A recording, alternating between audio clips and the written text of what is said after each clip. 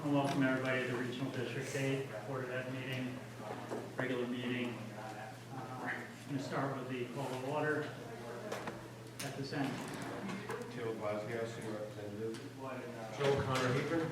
Sue Rham, Norval. Bruce Olmsted, Hebron. David Castanian, Andover.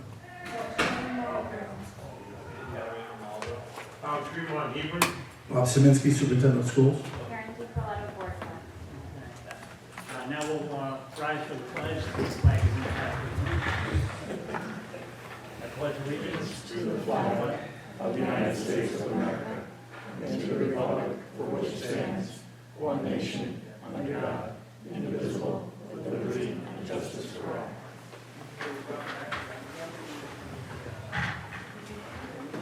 Item 3, public comments. Do you have anybody that would like to speak from the public? Yes. Okay, please state your name and town. Yes, Calvin Saline. Hebron. Okay. To the board, I appreciate the use of your time. I've been a resident for over 30 years. My 2 children went through the Rham system. The reason for speaking tonight is to bring up the idea of pay to park versus pay to play. I think the wrong message is sent when families have to pay for their sons and daughters to play sports. Driving is not a right, it's a privilege. Taxpayers provide bus transportation. Why shouldn't those who choose to drive pay to park? Last Thursday, when school was not in session, there were 4 vehicles parked in the veterans' lot. Today at 10:40, there were 62 vehicles. One including a late model pickup with vanity plates and a quad in the back. How many student vehicles were parked on campus? I wasn't going to try to figure that out. Obviously, there is significant disposable income in some households. Let them pay to park and let athletes pay for free. Thank you. Thank you. Would anybody else like to speak? I would say so. At this moment, I would like to thank all those who contributed to the donation that was given to the Interfaith Food Pantry here in Hebron in the name of my wife, Mary. And let you know, I happened to go by the pantry and they were very grateful for what you did send them. Okay, and again, I thank you and my wife, Mary, thanks you.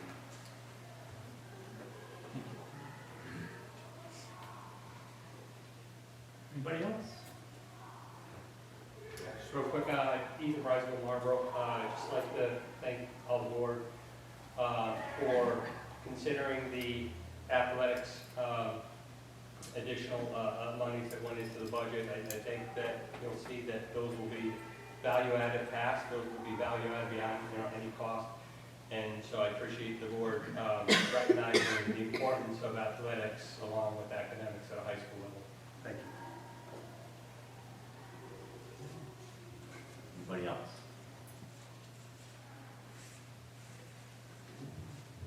With that, we'll move on to item 4, which is the additions and deletions to the agenda.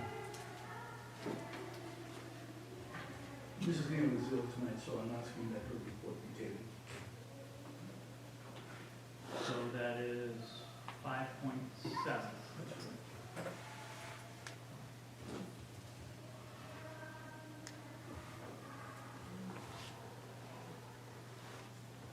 Someone want to make a motion?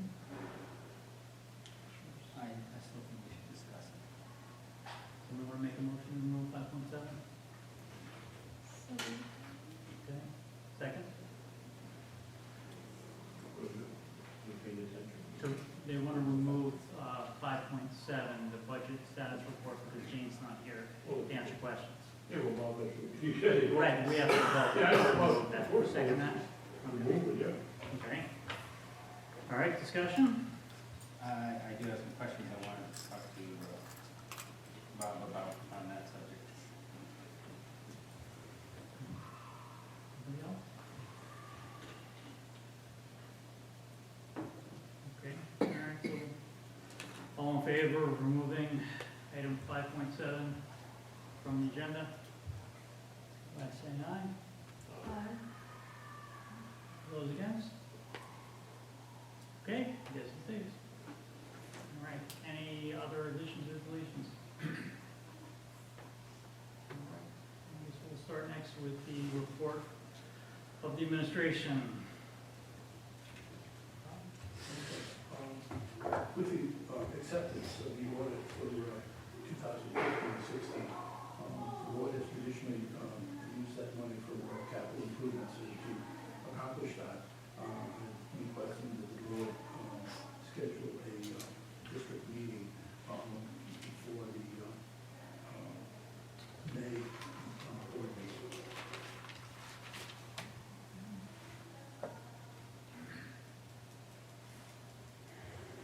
How do we want to go about doing that? Just form of a motion, or Just in form of a motion.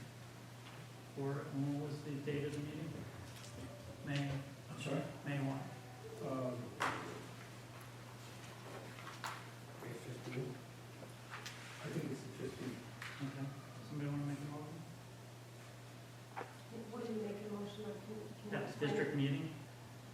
To allocate the funds from the 15-16 budget, the board had expressed an interest to use those funds to modify the HVAC system in 4 classrooms. And that, to spend the money for that purpose, we do need the district meeting.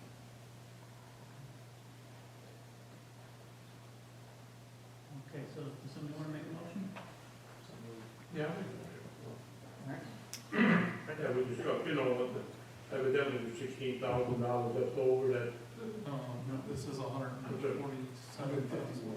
That's, the 16 is the 16, is 16-17 budget. oh, I'm sorry, okay. 15, 16. I think we have what do you want, a meeting on it? A district meeting. District meeting? What day is it? You have May 17th. May 17th? May 15. May 15th. All right, all in favor? So you have discussion first. Discussion, right, sorry. Sure we did. Okay, discussion? I haven't seen any documentation on what we would be doing, or how much it is, or engineering study. I have a study, I'm going to share it with the facilities committee. We have an engineering proposal that took a look at the units in question, outlined the shortcomings. We need now to write a specification and go out to bid. Isn't that the one that we've been discussing all along in the meetings? That, we've discussed it, and I thought I distributed it to the facilities subcommittee, so I will redistribute it. So, okay. You see the issue with the classrooms, correct? I'm sorry? The classrooms. The 4 Yeah. classrooms. 4 correct. classrooms that have mold issues Mhm. and air humidity issues, correct? We have an estimate on how much is that? I'm sorry? We have an estimate on the cost, It's about, the estimate's about 150,000. so almost the entirety would go towards it. Almost entirely will go for that. Because we're talking about 4 rooms in each unit. If my memory serves me correctly, each of the rooms has a separate unit. And the surplus was what, 146? About 150. Oh, I won't vote for it because we haven't had the paperwork in front of us to review. Maybe that's why we have a meeting, maybe we'll find out. yeah. It's We're not. talking a safety issue here. We've been talking about this for. Well, maybe it's time we do so, let's have a meeting, maybe we'll get something done. I think I remember distinctly getting the paperwork in the facilities meeting. Facilities got it. I'm not in the facilities. We haven't brought it before the board of the, Right. so I think we need to bring it before the board, which is what Mitch has suggested. I know we had items they asked, requested that we had a letter, which you provided. We had, and I had, an engineer, excuse me, an engineering firm review the project to determine its necessity. I needed that. Right, but we have never had that opportunity to bring it, at least I haven't, you know, in the facilities, bring it before the full board. We've talked about it. And I have no objection to your motion. I just think maybe we should have some discussion as the board, from the full board. And I think you're trying to get a meeting to appropriate it for that, which might be premature, unless we all want to agree on, we're going to spend $155,000 on that. Not saying that we don't need it. I think it's clearly evident that it needs to get done. As I said, the engineer, as I handed that report out, indicated that it would be necessary. It was a necessity. I also indicated from a possible vendor what his suggestion is for remedy. But I think we just need to write a specification and go to bid. And where are we on the media center that had visibly the same problem? The media center, if you would recall, the retro commissioning, this would be the first summer we've gone through, this is the first summer after the retro commissioning, so that the recommendation of the people from, that did the retro commissioning indicated that they suggest we go through the summer and then make some determination after the summer. Because it was done in phases, and I think we discussed that previously. So we haven't gone through a summer there? I'm sorry? We haven't gone through a summer then? In the media center, we have in these classrooms. The retro commission all happened at the same time. I'm sorry? We went through the summer with both of them. or No, we but did- the media center, as I recall, and I can get you the exact timetable, was behind the classrooms. From the retro commission? Yeah, from some of the controls they changed were after the classrooms were changed. My take on it was that they did some adjustments, and they said, let's see if this works. It may not work, but let's try it first because of the expense involved in having to change out the controls for those classrooms. And they tried it for the summer, last summer, correct? Yeah, they did it. They did, and they made their adjustments, and they waited through the summer, and they had no good results, let's say. And then they said, you need to replace these controls in there. And I think part of the problem was, there was one control for 4 classrooms, and you needed 4 controls.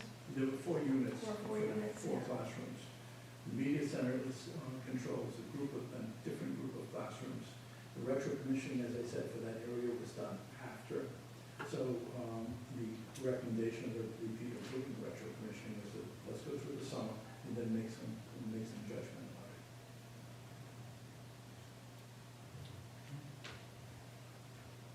If Bob, if we push it off to the July, or June rather, so we can bring it before I don't the have a board, problem. would that be enough I just time? thought this is what the board wanted, so that's why I moved it forward. Right, no, I understand. But would that give us enough time to get everything going? I know we've discussed it for a while. Okay, so there's been a motion made and seconded. All in favor of holding a district meeting to discuss the use of the surplus for HVAC project? That's in 9. Well, you're trying to give you the date or? Yeah, 5:15. So that was the motion. I don't know if anybody, I don't know. if anyone wants to make a motion to. Can you make a friendly amendment? Yeah, sure. Yeah, so can we make the friendly amendment that it comes not the May 15th, but the June, whatever, meeting so that we can, That really doesn't solve the problem. well, no, you get so on the May meeting, you get, May meeting, we bring Right. through the results of the facilities committee, and then that brings you to the June to put it on, so we don't have to vote for it. Right. The June meeting would be the 19th. Yeah, and then June 19th. I think, Rich, with the facilities committee has been so so busy dealing with, you know, capital items, the budget, we haven't had a chance to bring it to the board. We're meeting tomorrow, hopefully we can talk about it in detail, Mhm. and then bring it to the board on the May 15th meeting, just have the discussion, Right. and then hopefully we can send it to district meeting. I feel like we have full support in the facility community Yeah. group, anyway, I think we do. It's a project that's been on here for a long time. Right. It needs to get done. Right. But I think where I'm with Rich on this is that the media center is a big part of that, you know? So we're gonna piecemeal this again. I think we're trying to look at the whole picture, at least from my perspective as well, is that we gotta get this, when are we gonna have the Retro Commission's full report? After summer?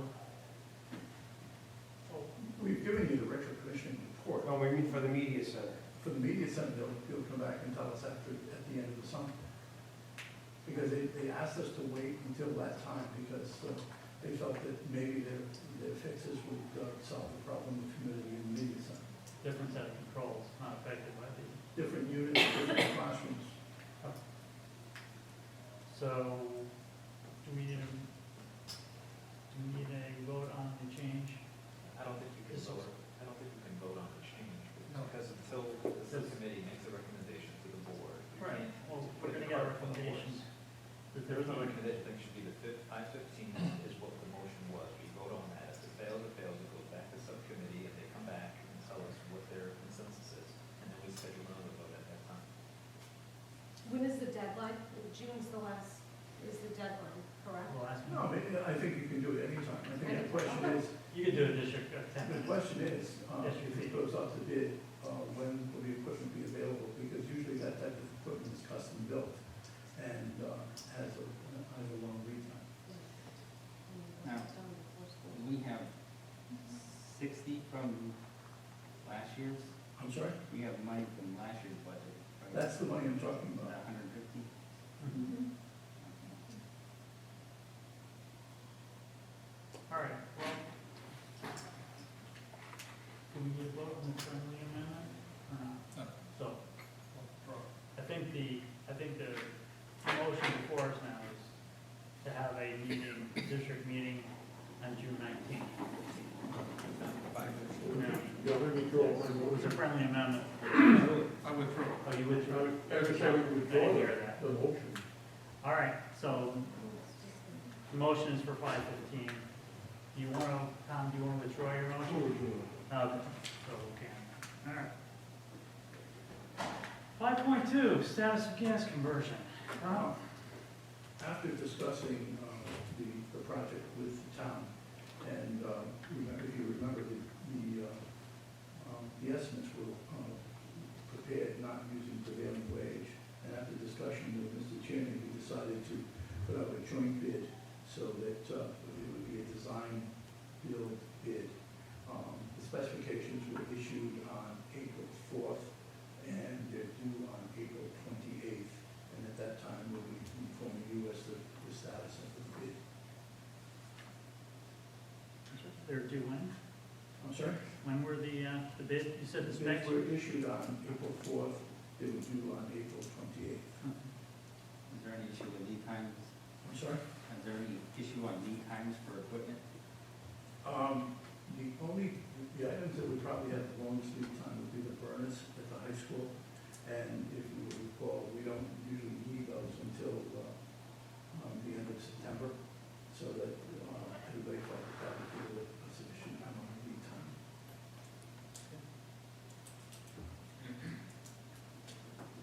The pipe is on its way. I'm sorry? The pipe is on its way. Yeah, I know. 5.3, status of the traffic safety plan. After reviewing that with Mr. Tierney, since it's, town of Hebron was awarded the grant, it has certain DOT requirements. He's in the process of preparing the specifications for engineering for the study. So that, just to let you know that that's underway and that will be going up to bid shortly. Obviously, when design is there, the district will have some say as to what the design is. But because it's a DOT grant and has certain requirements, he'll be preparing the bid. is our involvement going to be? And what's the process for that? I think that he'll be appointing a committee, and I think that then the committee will solicit input, decide on who the engineer is, and then they'll begin the process of whoever the engineer is gets some input from the district so that they can begin design. Who will be the- I'm sorry? Who will appoint the committee? I think Mr. Cheney, and there might be some representatives from the board. That hasn't been totally established yet. Yeah, I just like to say that I hope that all three towns have representation on the design committee or whatever it's called. Whether it's traffic safety plan. That representation be there for all three towns.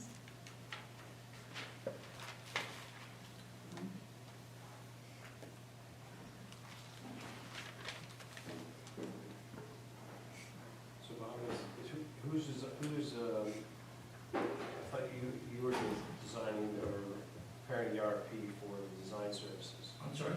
Were you preparing the design services RFP, or is that Mr. Tierney? That's Mr. Chairman. I've given what, I had a rough draft of some of our requirements. He said he would include them in the proposal. Okay. So that's a change, because we were doing it. I had started doing it, and after discussion and finding out that it was a DOT grant, it had to come out of his office. And remember, the grant went to the town of Hebron, not Rham. Right. Yeah, and I'd just like to point out in the record, though, that we applied for the grant, and we paid for the studies We get it. to apply for the grant and to back up our reasons for getting the grant. And that's why I feel strongly we need to have all three towns represented on the committee for the traffic safety plan.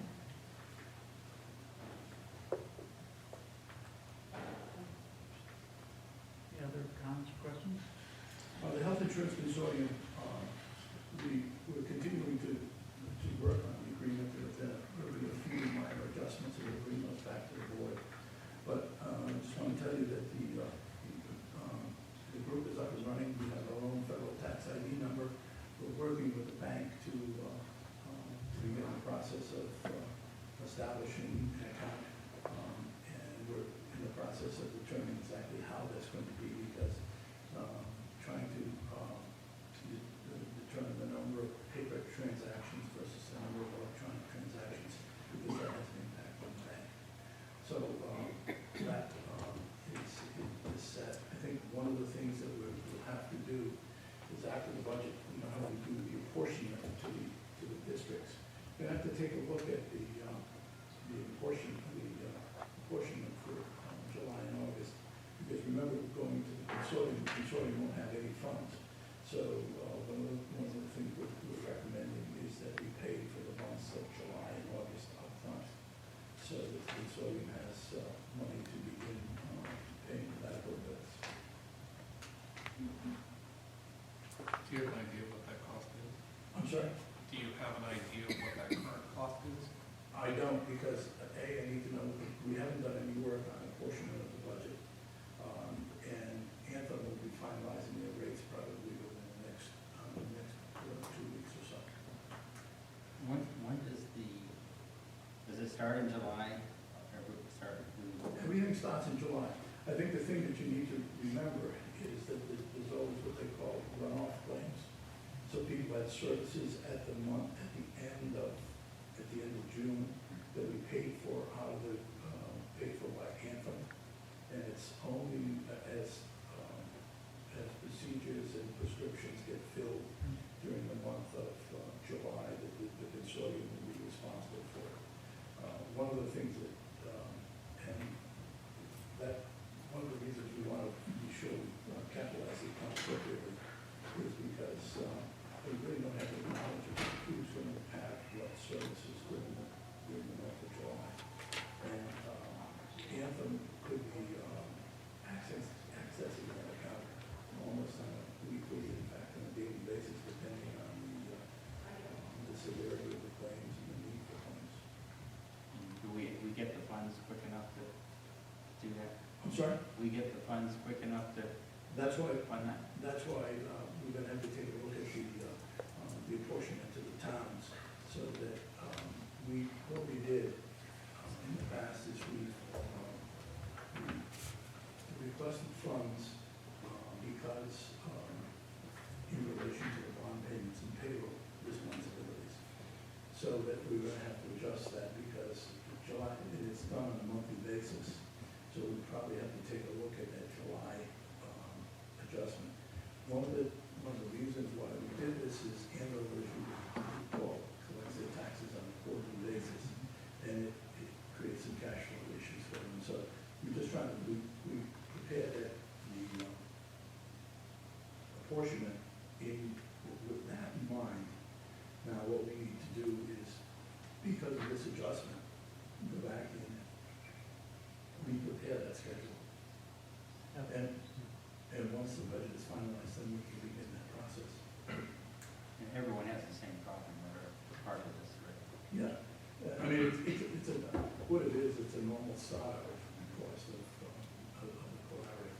And so we're, so that, I think it's proceeding at pace, and I think one of the things that troubled me greatly is when I applied for the tax exempt number, I had to put my own social security number in there, and I got a little uneasy on that happening.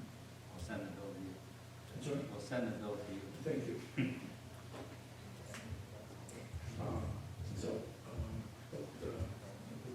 We're up and running, and I think that we should be in really good shape.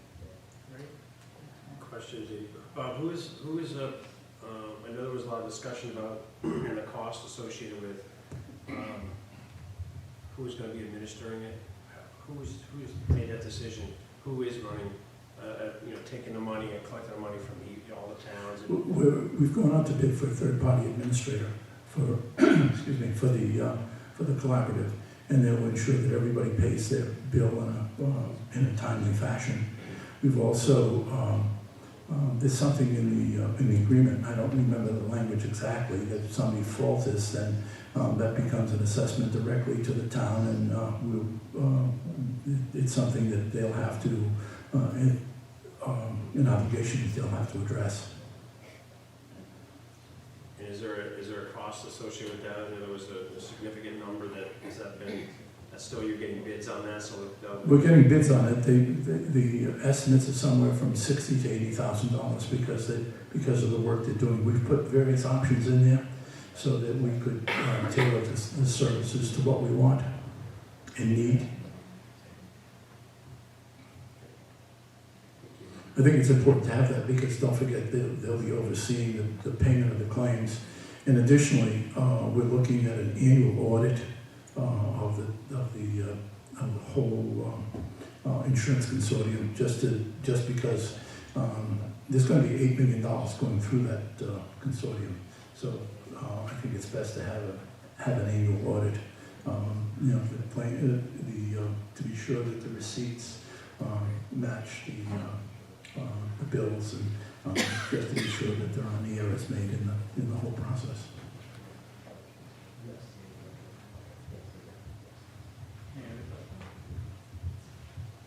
Okay, Bob?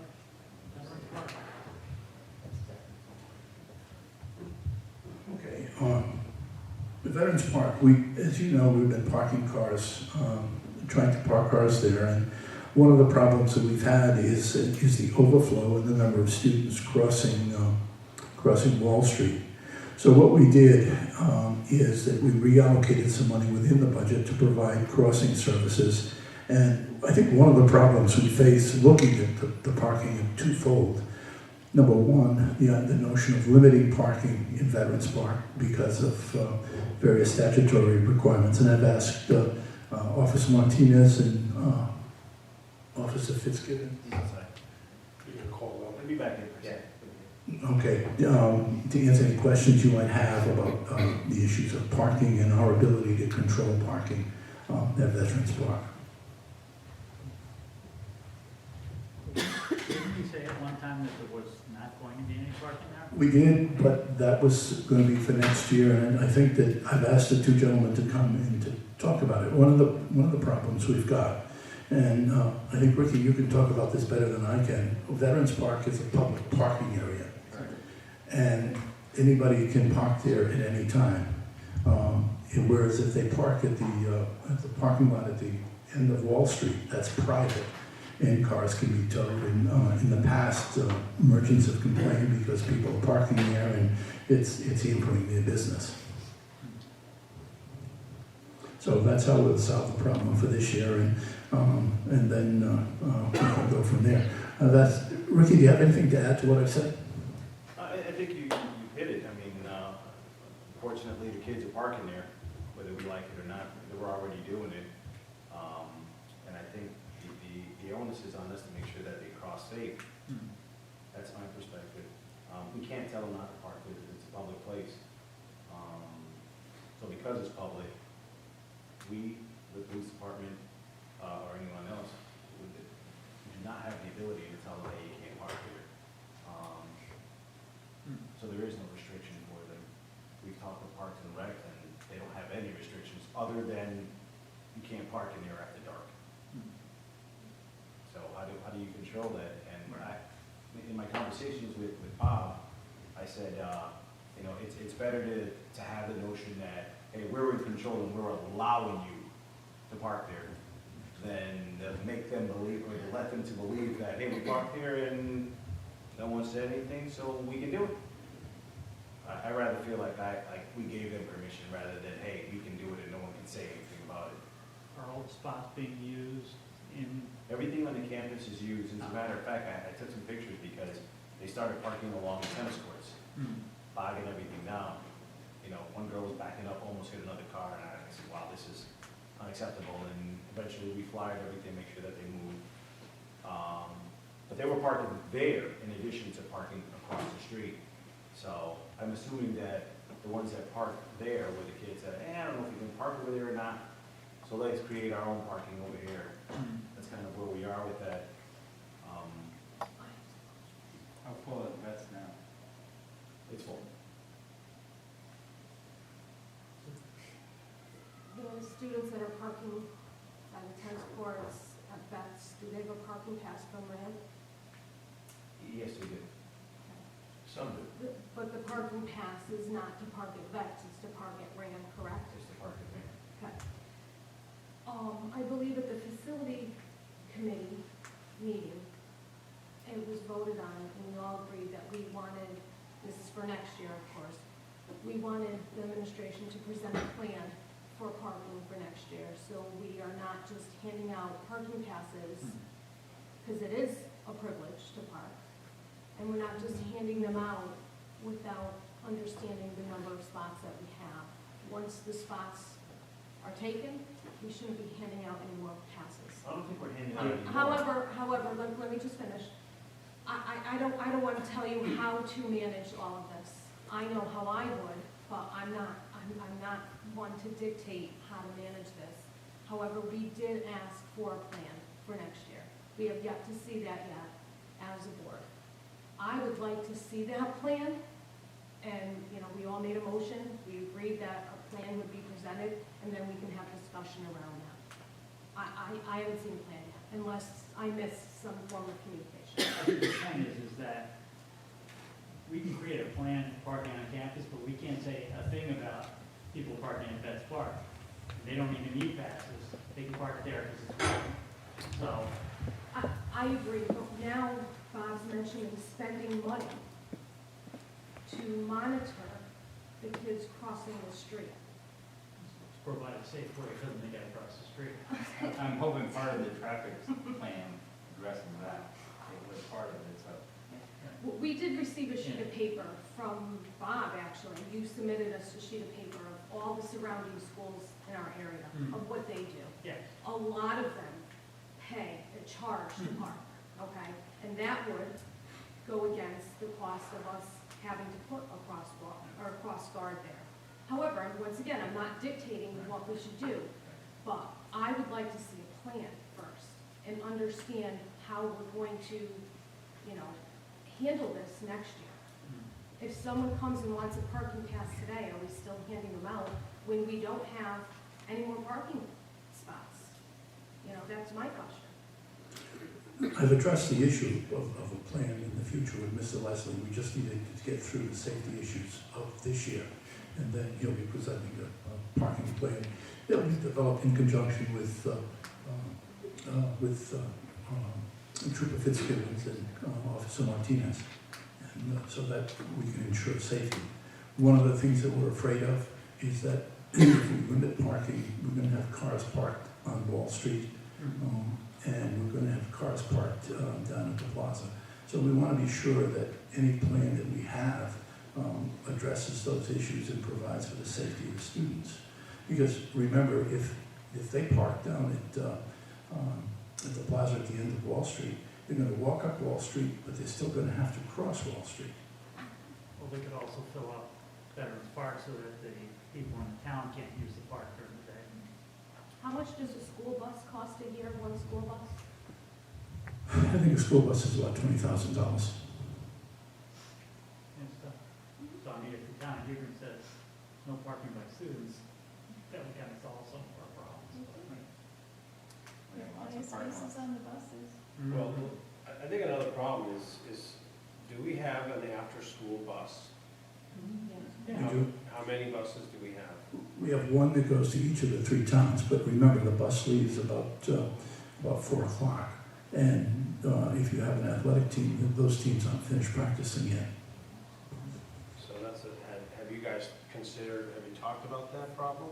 Or that dynamic? In terms of adding additional buses? No. Well, understanding that the situation around, you have a problem with athletes or students who are extracurricular activities, if they're in band or whatever, and they have a car here. I mean, there's no way other than their parents to get them. If they're able to drive, Right. like my kids are, you know, is there other options for those kids? The bus is at 4 o'clock and that's it. That's it. So if your yeah. parents work till 5 and your kids get out at 4:30, there's nothing really for them other than getting a ride home from somebody else. Correct. So you've identified that problem and, Well, I guess it's, yes, it hasn't manifested itself in terms of parents requesting additional late bus or, additional transportation.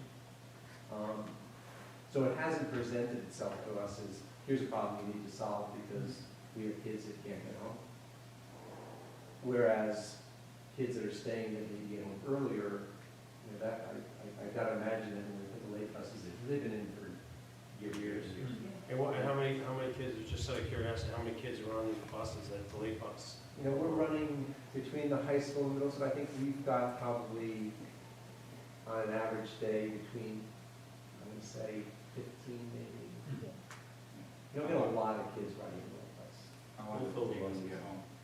It depends, they don't do a full delivery, they don't hit every stop in Hebron, they hit key stops in Hebron, so. Most there's only a kids little that are on walking. the team, they're gonna be practice or games every day.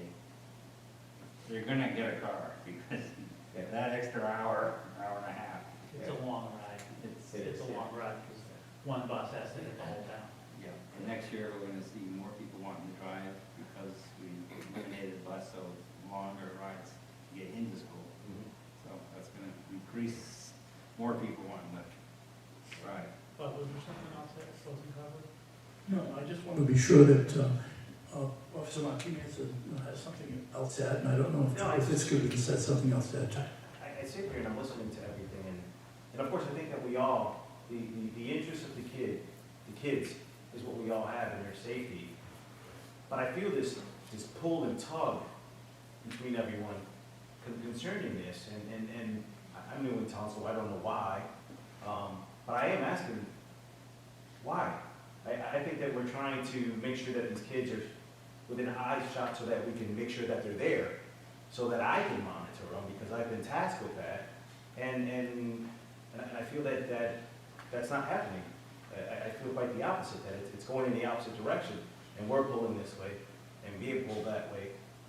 What's the bottom line here? What are we trying to accomplish? And Safety is our number one concern. So that's one of my concerns for allowing our children to park over. It's a safety issue. If my child was able to drive, she would not be allowed to park at Betts. If she did, she would not be taking the car to school any longer. That's a safety concern for my children and for all of the children to park over at Betts. That's my safety concern. I hear your safety concern about crossing and parking and all that. That's also a safety concern. But you have to also understand my safety concern about over at Betts Park. I know you see it, I know you're there, but as a parent, I also hear what's going on over there, okay? It may not be. I guess what you're hearing that's going on over there? I could do it one-on-one, I don't feel like expressing that here, but Rich brought it up last year. You know, he brought it up to the board last year, right, with the, Listen, I've been your resident trooper, if anybody's from Hebron, it's resident trooper in town Hebron for 5 years now, and some change. All right, January 1st, 2012 was my first day in town on the job as a resident trooper. From the time of January 1st, 2012 to where we are in 2017, the atmosphere, the climate, the shenanigans, if you will, that was going on at Veterans Park is not the same.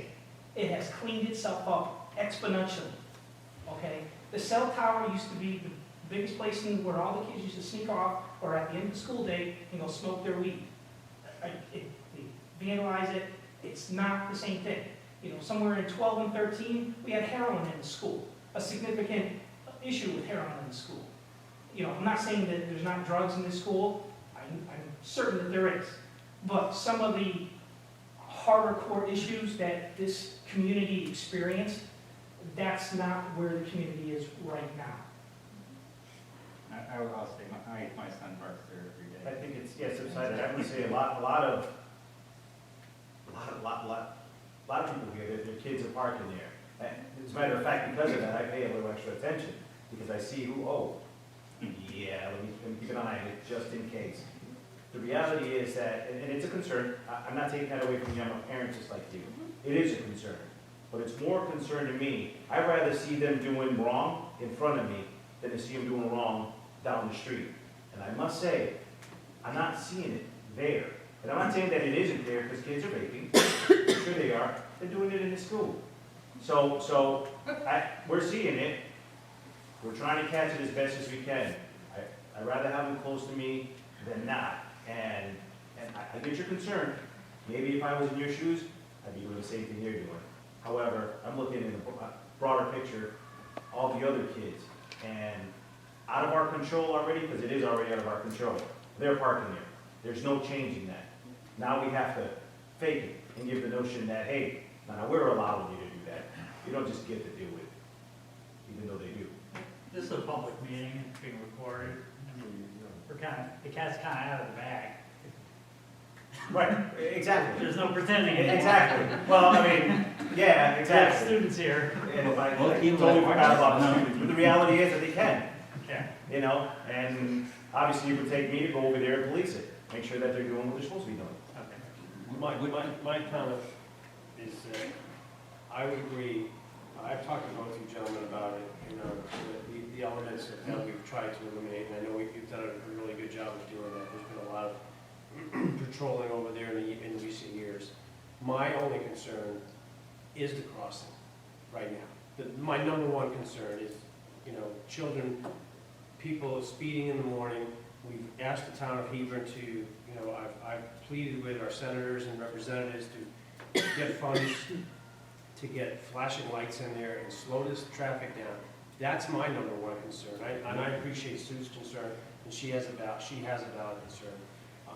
And we all are concerned, but slowing the traffic down and making sure those kids can get across the street is my first priority. And I want to see that, you know, whatever, I wouldn't put a price tag on that, because God forbid if we ever, you know, I know some teachers and some faculty members that have been put in harm's way. And I think that, you know, last year was really good. We stepped it up. The lights were there, we were visible. We slowed things down a lot.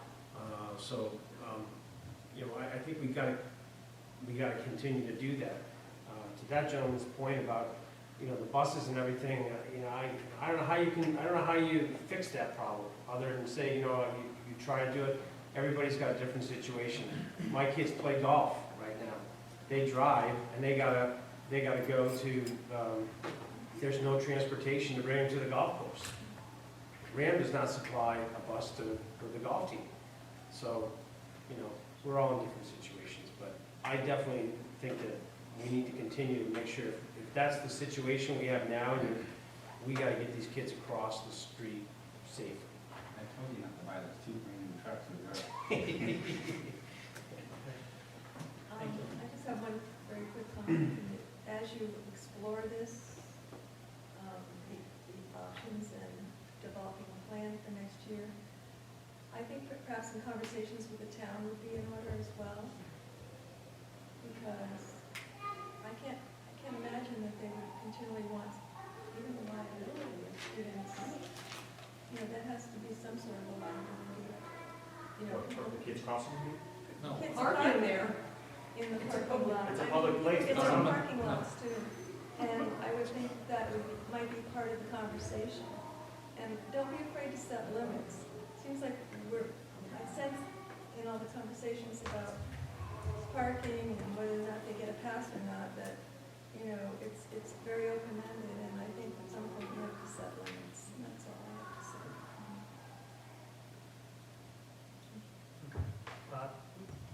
Don't forget, part of the traffic study is to put flashing lights on Wall Street to slow the traffic down. And that's the purpose of that grant. And then another part of it was to create additional parking spaces on campus. And then I think that one of the other things that's going to impact this, you won't see it next year, but you'll probably see it the year after and the year after, is that enrollment will be declining at the high school, so that the pool of kids who are going to be driving is going to be greatly reduced. Should we obtain a camera that can see over there? Obtain a camera that can see over there? I agree with you, Rich. There is a camera there. I don't know if it's real or not, or who's monitoring it. There's a camera there, and I asked. I thought it was part of ours. And I don't see it on the screen, and you're like, yeah, it's not ours. I'd love to have access to it, to be able to watch But it. with the traffic study, as we're digging up our whole front yard, it might be a good time to run a camera. On the wire up there. They did wireless also. And if you would recall, about 3 or 4 years ago, when the park department was thinking of putting in some video equipment, they had approached us about using some space in our DVRs, and that just didn't work out. And I think that, remember I had made a proposal to the board earlier as part of the budget to upgrade the cameras. See, the cameras that we've got there are there when the building was installed. They have no night vision capabilities. So that I think that all those issues need to be addressed, going forward.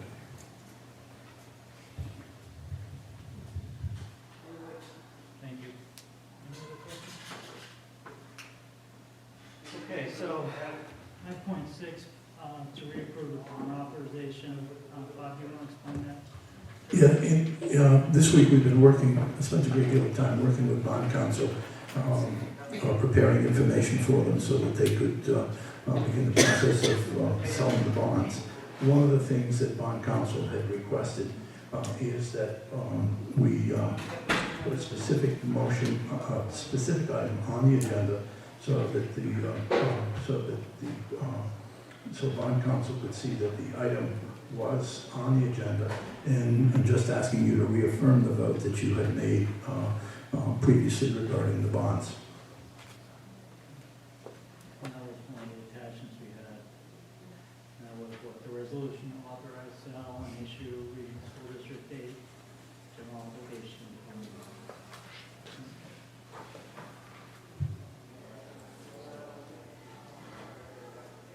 Somebody want to make a motion? Do you approve? How wordy do we have to get, or can we just make it? Just make the motion and as stated by counsel. For the approval of the reissue of, Second? Second? Discussion. Yes. So where on here is that it's a 5-year we're on here as the first. That doesn't, that won't come in until you receive the price of the bonds. This only allows the sale of the bonds, and then once you have the price of the bonds, then you can allocate it any way you want. That's the way it's traditionally done. It's not done prior to the sale, because interest rates vary sometimes from year to year, and it's a decision you'd make at the time of sale.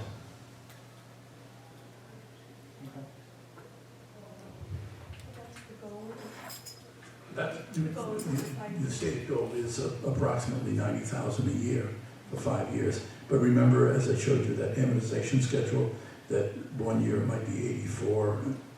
We understand that. I just want to make sure that we were level funding it for the years that we need to before we get the drastic drop. So that there's, so no, none of the board that going forward have that. I absolutely understand what you're saying, and remember, before we, I do not have the authority to award the bonds to a certain vendor. The treasurer and the chair will have to be part of a bond, a call from bond counsel to award the bond, and then they'll ask questions about how it's to be apportioned, and I think that that's when your issue will be addressed.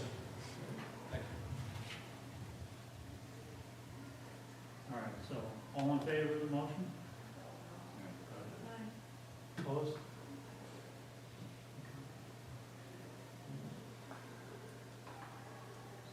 The next item is item 5.7, budget status report.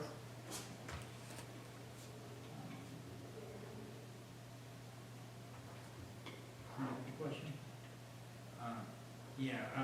The only question I have is, because we're getting close to the end of the year, and we make sure that we balance this thing out for, and here with the, we were gonna approve some of the transfers tonight, that we're not gonna go ahead and do right now. But that doesn't fully balance out. And I think she's got some work to do as we approach the end of the year. And as she said at one of the last meetings, that it's her intention to bring this thing in with the amount of money that's been appropriated.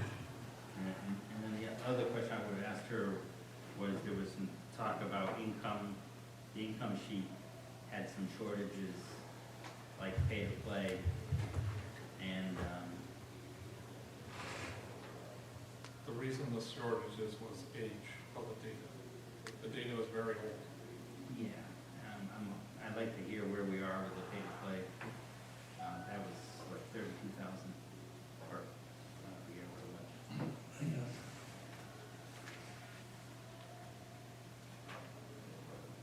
25,000. That was the 32,000 was pay to play, and then there was a 25,000 shortage on rent.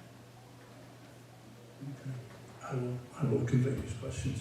As a matter of fact, she was so sick, I got a text from her husband saying she is very sick, not able to come.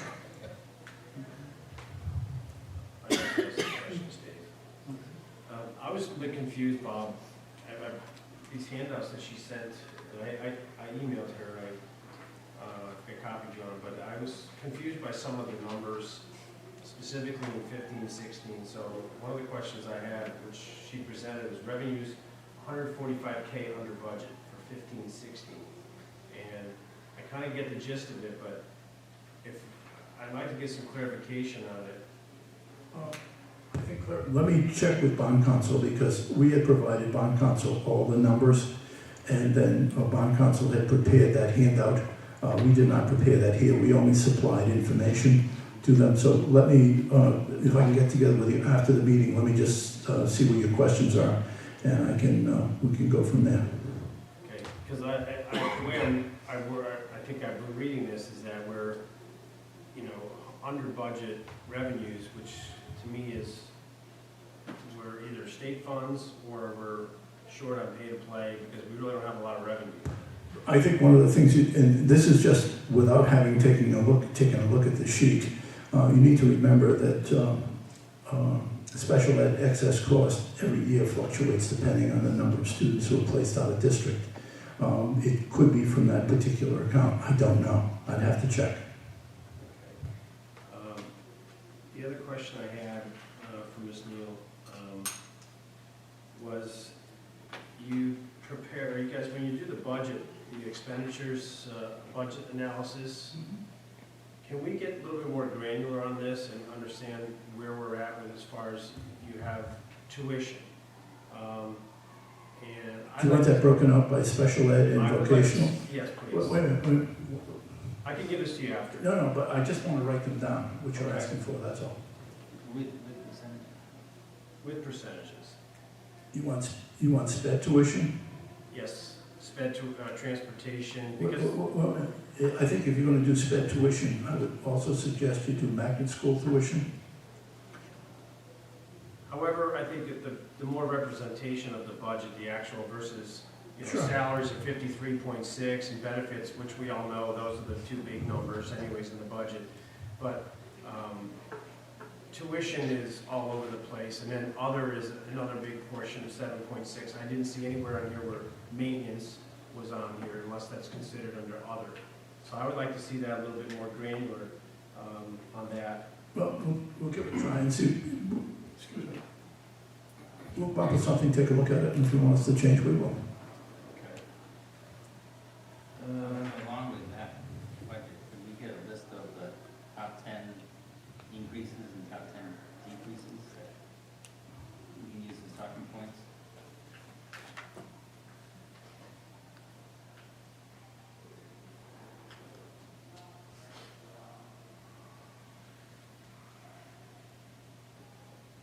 We'll work on it. And the last thing I had was to piggyback on what Rich is talking about. We were talking about approving transfers tonight.